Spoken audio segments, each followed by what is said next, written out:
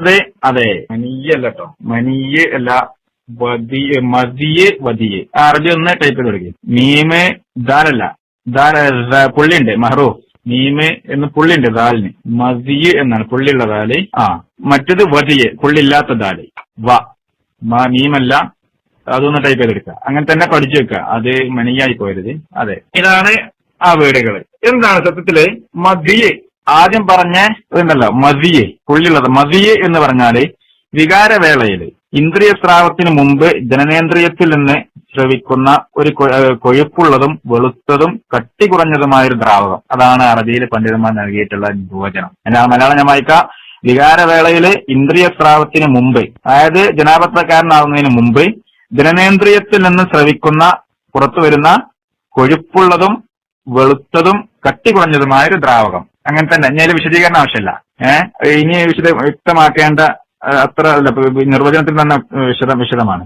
അതാണ് ഇത്. വികാരവായ സംഭവിക്കുന്നതാണ് എന്ത് മതി. എന്തെങ്കിലും ലൈംഗിക ചിന്തകള് മറ്റു ചിന്തകളൊക്കെ ഉണ്ടാകുമ്പോൾ ഉണ്ടാകുന്നതാണ് മതി. അതേപ്രകാരം വതിയും എന്ന് പറഞ്ഞാല് അത് ഇന്ദ്രിയ സാദൃശ്യമായ, ഇന്ദ്രിയത്തിന് സാദൃശ്യം തുല്യമുള്ള രൂപത്തില് വെളുത്തതും കട്ടിയുള്ളതുമായ ഒരു ദ്രാവകം. അത് എപ്പോഴുണ്ടാവുക? വികാരരഹിതമായ സന്ദർഭത്തിൽ. വികാരം ഉണ്ടാവണമെന്നില്ല. വതി ഉണ്ടാവണമെങ്കിൽ വികാരം വേണ്ട. വികാരരഹിതമായ സന്ദർഭത്തിലോ അതല്ലെങ്കിൽ മൂത്രാനന്തരമോ ഭാരം ചുമക്കുന്ന സന്ദർഭത്തിലോ ഇത് പുറപ്പെടുന്നതാണ്. ഇങ്ങനെയൊക്കെയാണ്. വികാരമില്ലാതെ ചിലപ്പോ രോഗം വരുന്ന സമയത്തുണ്ടാവും. അതല്ലെങ്കിൽ നല്ല ശക്തമായ ഭാരം വഹിച്ച് ക്ഷീണിതനാവുന്ന സമയത്തുണ്ടാവും. അതല്ലെങ്കിൽ മൂത്രത്തിന് തൊട്ട് മുമ്പോ പിമ്പിലായിട്ട് എന്ത് ചെയ്യും വരുന്ന ഒരു ദ്രാവകമാണത്. അതൊരിക്കലും എന്തല്ല ചലനം സംഭവിക്കുന്ന അല്ല, മണിയല്ല എന്നർത്ഥം. ഇതിന്റെ വിധി എന്താ? ഇത് രണ്ട് വേർതിരിച്ച് മനസ്സിലായല്ലോ, സംഭവം ഏതാണെന്ന് മനസ്സിലായി. ഇത് രണ്ടിനും വിധി ഒന്നാണ്. ഇതിന് രണ്ടിനും വിധി ഒന്നാണ്. എന്താണ് ഇതിന്റെ വിധി? വുളു ചെയ്താൽ മതി. വുളു ചെയ്താൽ മതി, കുളിക്കേണ്ടതില്ല. വുളു ചെയ്താൽ മതി. അത് പ്രത്യേകം മനസ്സിലാക്കി വെക്കുക. കുളി നിർബന്ധമില്ല. ഒരു ഹദീസ്, ഈ വിഷയത്തില് ഒരു ഹദീസ് നിങ്ങൾ ശ്രദ്ധയിൽപ്പെടുത്താൻ ഉദ്ദേശിക്കുന്നു. അലി ഇബ്നു അബീ ത്വാലിബ് റളിയല്ലാഹു തആല അൻഹു ഖാൽ. അലി ഇബ്നു അബീ ത്വാലിബ് റളിയല്ലാഹു തആല അൻഹു പറയുന്ന ഒരു ഹദീസാണ്. അദ്ദേഹം പറയുകയാണ്, കുൻതു റജുലൻ മിസാഅൻ. വളരെ പുള്ളിയുള്ളതാണ് മതി. ഞാൻ മതി ഉണ്ടായിരുന്ന ഒരാളാണ്, മതി ഉണ്ടാവാറുണ്ടായിരുന്ന ഒരാളാണ് ഞാൻ. ആര്? അലി ഇബ്നു അബീ ത്വാലിബ് റളിയല്ലാഹു അൻഹു പറയാണ്.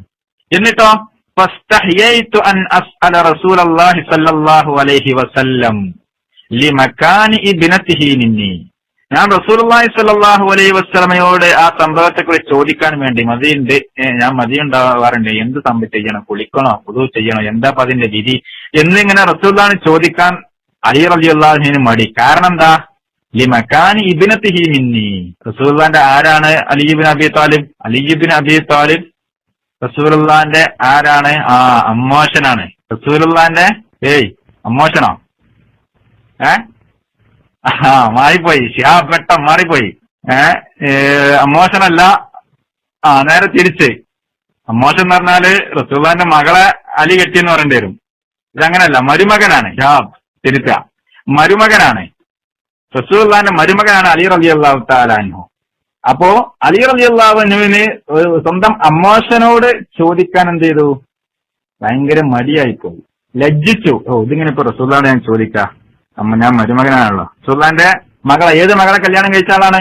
റസൂലുള്ളാഹിന്റെ ഏത് മകളെയാണ് കല്യാണം കഴിച്ചിട്ടുള്ളത്? അലി റളിയല്ലാഹു അൻഹു റസൂലുള്ളാഹിന്റെ ഫാത്തിമ റളിയല്ലാഹു തആല അൻഹ എന്നുള്ള ആയിഷയല്ല, ഫാത്തിമ റളിയല്ലാഹു തആല അൻഹയാണ് എന്ത് ചെയ്തിട്ടുള്ളത്? അലി റളിയല്ലാഹു അൻഹു വിവാഹം ചെയ്തിട്ടുള്ളത്. അതുകൊണ്ട് ആ ഒരു ബന്ധമുള്ളത് കാരണം, ഹദീസ് അബൂറാഫി ഒന്നുകൂടി പേസ്റ്റ് ചെയ്യുക, മുകളിൽ പോയിട്ടുണ്ട്. ആ ഒരു ബന്ധം ഉള്ളത് കൊണ്ട് എന്ത് ചെയ്യാ, അലി റളിയല്ലാഹു അൻഹുവിന് റസൂലുള്ളാഹി സ്വല്ലല്ലാഹു അലൈഹി വസല്ലമയോട് ചോദിക്കാൻ ഭയങ്കര ലജ്ജ തോന്നി. എന്നിട്ടോ ഫഅമർതു, അപ്പൊ അദ്ദേഹം ചെയ്തൊരു കാര്യം എന്താണ്? ഫഅമർതു അൽ മിഖ്ദാദ് ഇബ്നുൽ അസ്വദ്, മിഖ്ദാദ് ഇബ്നു അസ്വദ് റളിയല്ലാഹു തആല അൻഹുവിനോട് ഞാൻ കൽപ്പിച്ചു. മിഖ്ദാദ് ഒന്ന് പോയി ചോദിക്കണം, എനിക്ക് ആകെ മടിയെ തോന്നാണ്. ചോദിക്കും. മിഖ്ദാദ് അദ്ദേഹത്തിന്റെ ചോദ്യമായിട്ട് ചോദിക്കാം. റസൂലുള്ളാഹിന്റെ, ഞാൻ അലിക്ക് ഇങ്ങനെ ഉണ്ട്, സംഭവം ഉണ്ട്, അദ്ദേഹത്തിന് ചോദിക്കാൻ മടിയാണ്, അതുകൊണ്ട് ഞാൻ ചോദിക്കണമെന്ന് പോയി ചോദിച്ചില്ല. മിഖ്ദാദ് ഒരു സംഭവമായിട്ട് വിധിയായിട്ട് ചോദിച്ചു, എന്താണ് സംഭവം എന്നുള്ളത്. അപ്പോ മിഖ്ദാദ് റളിയല്ലാഹു തആല റസൂലുള്ളാഹിനോട് ചോദിച്ചു. റസൂലുള്ളാഹി മറുപടി പറഞ്ഞു, യഗ്സിലു ദക്കറഹു വയതവല്ലഉ. അവൻ എന്ത് ചെയ്യട്ടെ? അങ്ങനെ സംഭവിക്കുന്ന ആളുകള് അവന്റെ ലിംഗം കഴുകുകയും വുളു ചെയ്യുകയും ചെയ്തു കൊള്ളട്ടെ. ലിംഗം കഴുകുകയും ദക്കർ കഴുകുക എന്നുള്ളതും വയതവല്ലഉ, എന്നിട്ട് കഴുകിയതിനു ശേഷം വുളു ചെയ്യട്ടെ. അവിടെ കുളിക്കണം എന്ന് പറഞ്ഞിട്ടില്ല. ഇഖ്തിസാല് എന്ത് ചെയ്തിട്ടില്ല? പറഞ്ഞിട്ടില്ല. പിന്നെ കുറെ നേരമായി ചോദിക്കുന്ന ഡ്രസ്സിലായി കഴിഞ്ഞാൽ ഞാൻ കഴിഞ്ഞ ക്ലാസ്സിൽ തന്നെ പറഞ്ഞ വിഷയമാണ്, അതുകൊണ്ടാണ് ഞാൻ ഉടനെ തന്നെ മറുപടി പറയാത്തത്. ഡ്രസ്സിലായി കഴിഞ്ഞാൽ ആ ഡ്രസ്സ് കൊണ്ട് ധരിച്ച് നിസ്കരിക്കാവതല്ല. അത് ഒന്നുകിൽ കഴുകുക, റസൂലുള്ളാഹി സ്വല്ലല്ലാഹു അലൈഹി വസല്ലം കഴുകിയിട്ട് ആ ഡ്രസ്സ് ധരിച്ച് നിസ്കരിച്ചേണ്ടത്. ആ ഡ്രസ്സ് മുഴുവൻ കഴുകേണ്ടതില്ല, അത് ആയ ഭാഗം മാത്രം എന്ത് ചെയ്യുക? കഴുകുക, എന്നിട്ട് എന്ത് ചെയ്യുക? നമസ്കരിക്കുക. അതല്ലെങ്കിൽ അത് ഉണങ്ങിപ്പോയതൊക്കെ ആണെന്നുണ്ടെങ്കിൽ, ഇപ്പോ സ്ഖലനം സംഭവിച്ചൊക്കെ ആണെങ്കിൽ അത് ഉണങ്ങി പോയിട്ടുണ്ടെങ്കിൽ അത് ചുരണ്ടി കളഞ്ഞിട്ടും എന്ത് ചെയ്യാം? നമസ്കരിക്കാം. കഴിയുന്നതും വെള്ളം കൊണ്ട് ശുദ്ധിയാക്കി. എന്നിട്ട് അങ്ങനെ ഹദീസിലുണ്ട്, റസൂൽ ചുരണ്ടി കളഞ്ഞു എന്നിട്ട് വെള്ളം കൊണ്ട് ശുദ്ധിയാക്കി എന്നിട്ട് നമസ്കരിച്ചു എന്നും ഹദീസിൽ കാണാൻ സാധിക്കും. നമ്മൾ യാത്രയിലാണെങ്കിലും നമുക്ക് ഇന്നത്തെ സാഹചര്യത്തിൽ നമുക്കതൊരു വിഷയമല്ല. അത് കഴുകാൻ ഒരു അല്പഭാഗം മാത്രം കഴുകാൻ എന്ത് ചെയ്യാം? നമുക്ക് വെള്ളം കിട്ടാതിരിക്കില്ല. കാരണം നജസ് അത് അശുദ്ധിയാണ്, അത് ധരിച്ച് നമസ്കരിക്കുന്നത് ശരിയല്ല. പിന്നെ അതുകൊണ്ടാണ് റസൂൽ കഴുകാൻ പറഞ്ഞത്.